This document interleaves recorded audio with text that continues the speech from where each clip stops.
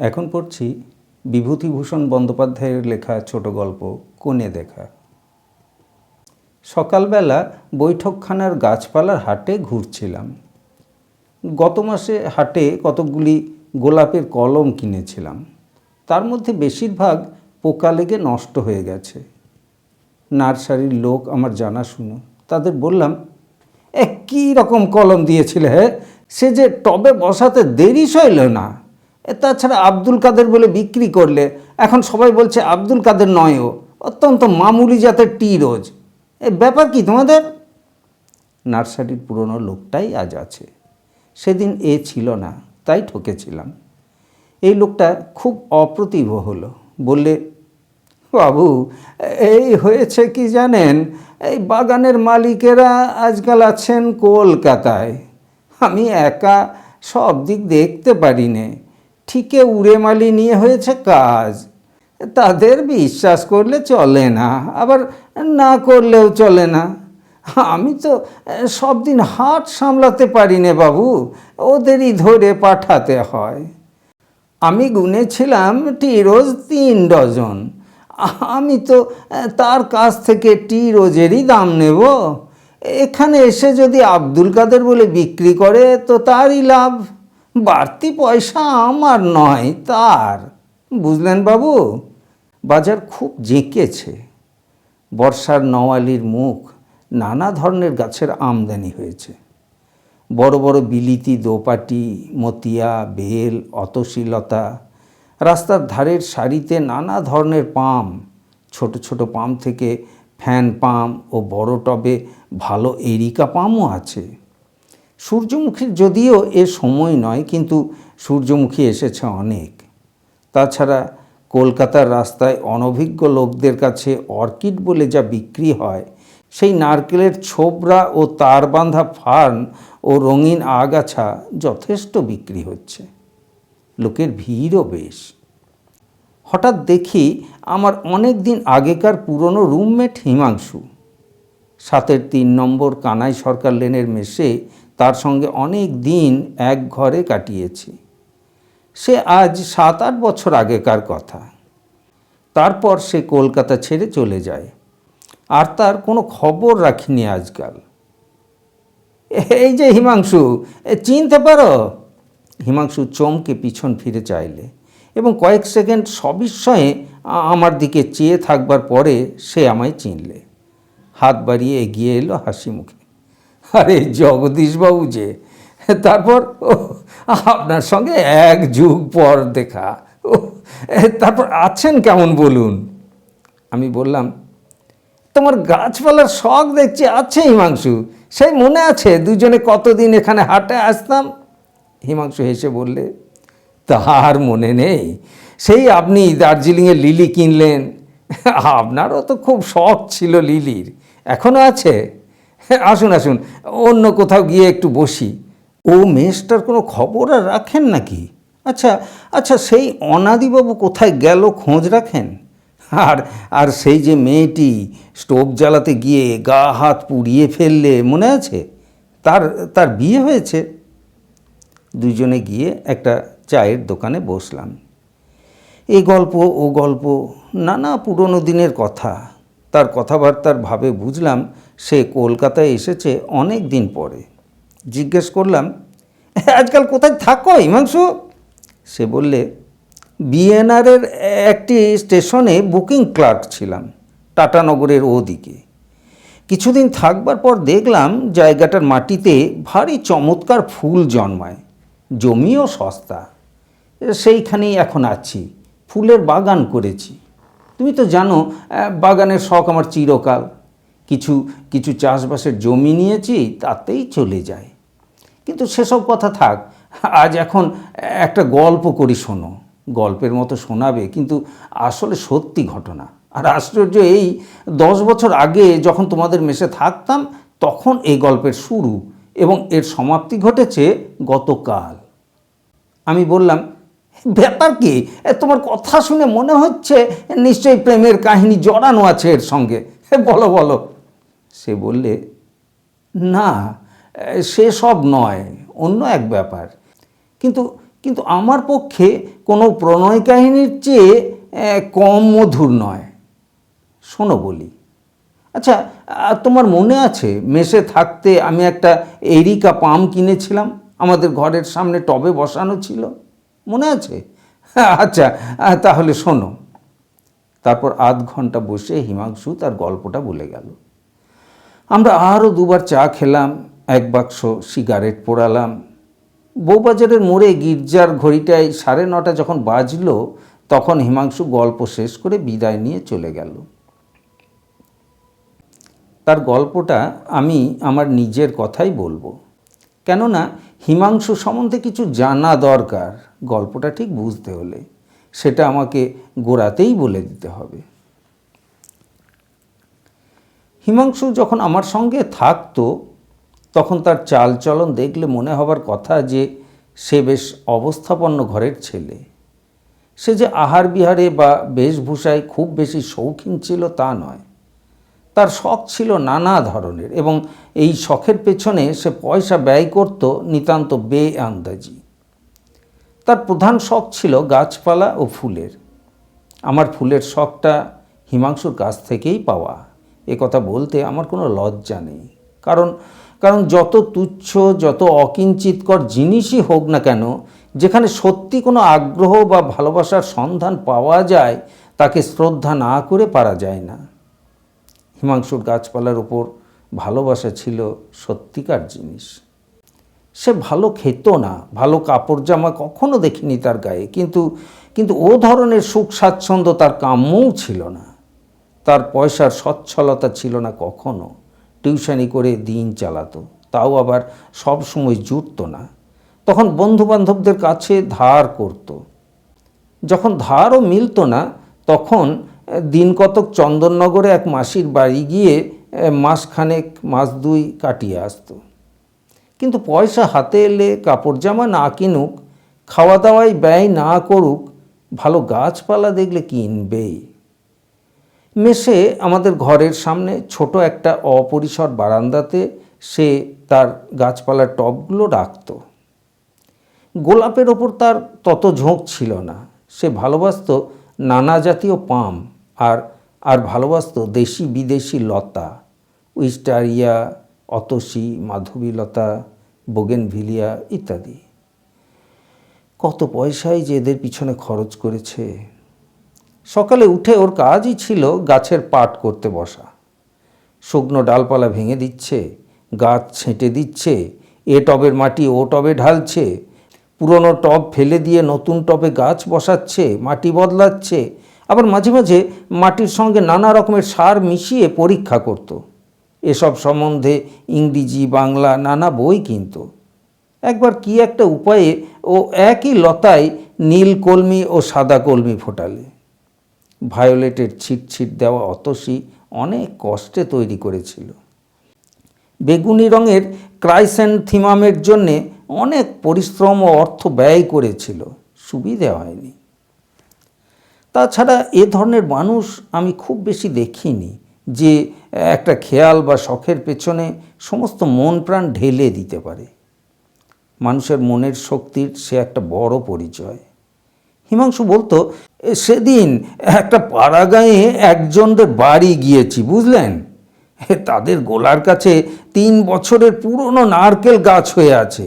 সে যে কি সুন্দর দেখাচ্ছে, একটা প্রকাণ্ড তাজা সতেজ সবুজ পাম। সমুদ্রের ধারে নাকি নারকেলের বন আছে। পামের সৌন্দর্য দেখতে হলে সেখানে যেতে হয়। হিমাংশু প্রায়ই পাম আর অর্কিড দেখতে শিবপুর বোটানিক্যাল গার্ডেনে যেত, আর এসে তাদের উচ্ছ্বসিত বর্ণনা করত। একবার সে একটা এরিকা পাম কিনে আনলে, খুব ছোট নয়, মাঝারি গোছের মাটির টবে বসানো, কিন্তু এমন সুন্দর, এমন সতেজ গাছ বাজারে সাধারণত দেখা যায় না। সে সন্ধান করে করে দমদমায় কোন বাগানের মালিকে ঘুষ দিয়ে সেখান থেকে কেনে।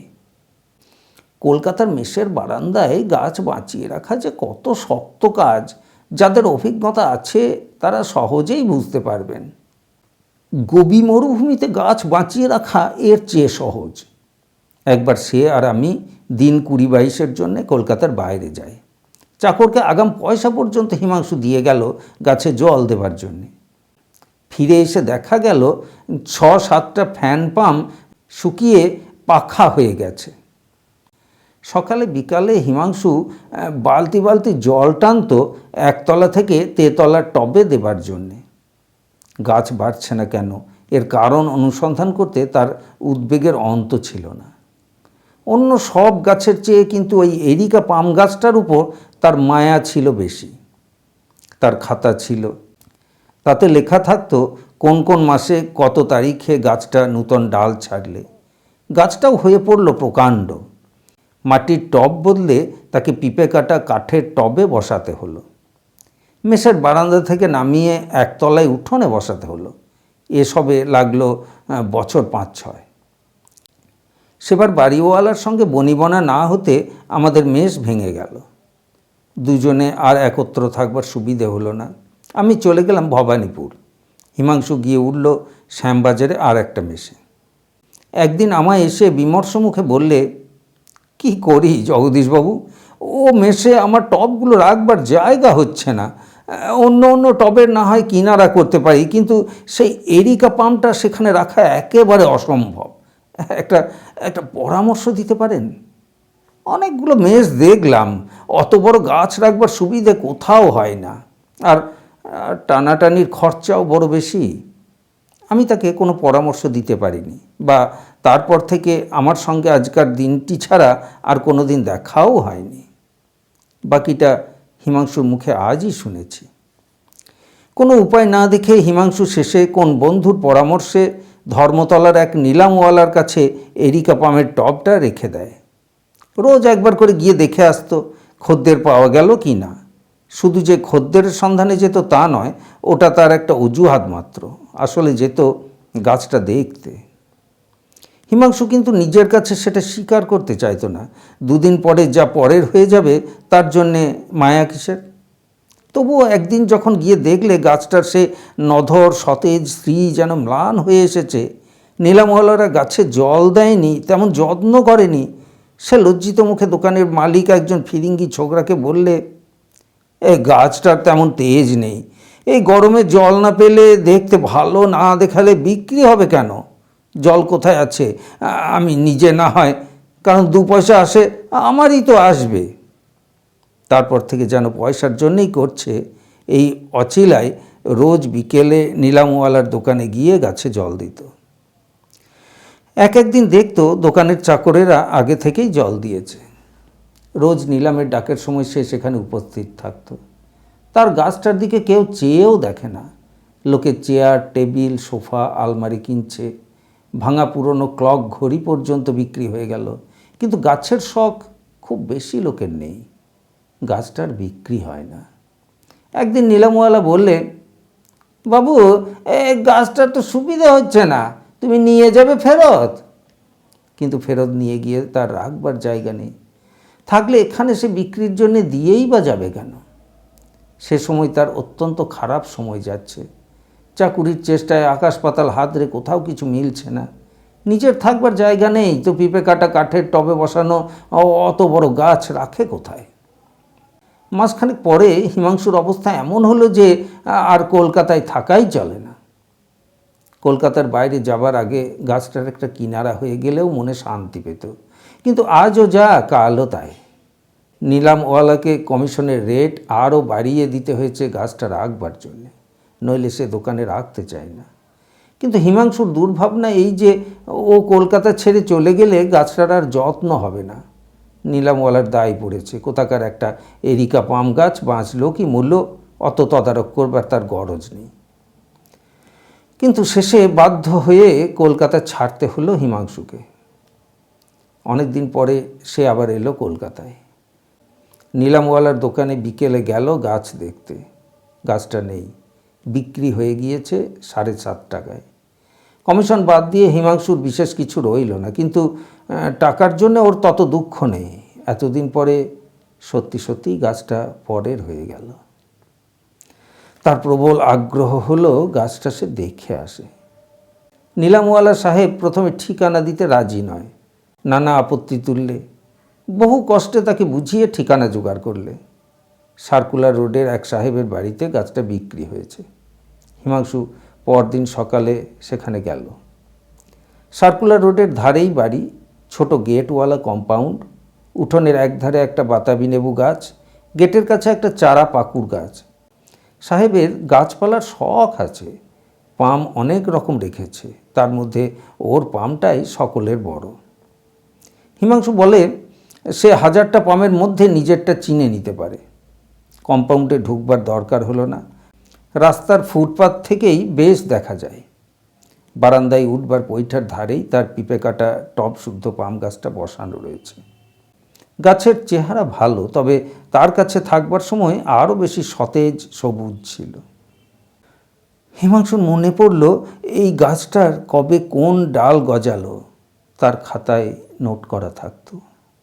ও বলতে পারে প্রত্যেকটি ডালের জন্ম কাহিনী। একদিন তাই ওর মনে ভারী কষ্ট হলো। সেদিন দেখলে সাহেবের মালি নিচের দিকে ডালগুলো সব কেটে দিয়েছে। মালিকে ডাকিয়ে বললে, ডালগুলো ওরকম কেটেছ কেন? মালিটা ভালো মানুষ, বললে, আমি কাটিনি বাবু, সাহেব বলে দিলে নিচের ডাল না কাটলে ওপরের কচি ডাল জোর পাবে না। বললে টবের গাছ না হলে ও ডালগুলো আপনা থেকেই ঝরে পড়ে যেত। হিমাংশু বললে, তোমার সাহেব কিছু জানে না, যা ঝরে যাবার তা তো গিয়েছে, অত বড় গুঁড়িটা বার হয়েছে তবে কি করে, আর ভেঙো না। বছর 3-4 কেটে গেল। হিমাংশু গাছের কথা ভুলেছে। সে গালুডি না ঘাটশিলার ওদিকে কোথাও জমি নিয়ে চাষবাস করে ফেলেছে ইতিমধ্যে। গাছপালার মধ্যে দিয়েই ভগবান তার উপজীবিকার উপায় করে দিলেন।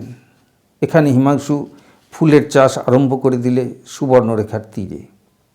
মাটির দেওয়াল তুলে খড়ের বাংলো বাঁধলে। একদিকে দূরে অনুচ্চ পাহাড়, নিকটে দূরে শালবন, কাঁকর, মাটির লাল রাস্তা, অপূর্ব সূর্যোদয় ও সূর্যাস্ত। ফুলের চাষে সে উন্নতি করে ফেললে খুব শিগগির। ফুলের চেয়েও বেশি উন্নতি করেছে চীনা ঘাস ও ল্যাভেন্ডার ঘাসের চাষে। এই জীবনই তার চিরদিনের কাম্য ছিল। ও জায়গা ছেড়ে শহরে আসতে ইচ্ছেও হতো না। বছর 2 কাটল আরও। ইতিমধ্যে সে বিবাহ করেছে, সস্ত্রীক ওখানেই থাকে। আজ 3 দিন হলো সে কলকাতায় এসেছে, প্রায় 5-6 বছর পরে। কাজকর্ম সেরে কেমন একটা ইচ্ছে হলো, ভাবলে দেখি তো সেই সাহেবের বাড়িতে আমার সেই গাছটা আছে কি না। বাড়িটা চিনে নিতে কষ্ট হলো না, কিন্তু অবাক হয়ে গেল, বাড়ির সেই স্ত্রী আর নেই। বাড়িটাতে বোধহয় মানুষ বাস করেনি বছর 2 কি তার বেশি। উঠোনে বন হয়ে গিয়েছে, পৈঠাগুলো ভাঙা, বাতাবি লেবু গাছে মাকড়সার জাল, বারান্দার রেলিংগুলো খসে পড়েছে। তার সেই এরিকা পামটা আছে, কিন্তু কি চেহারাই হয়েছে।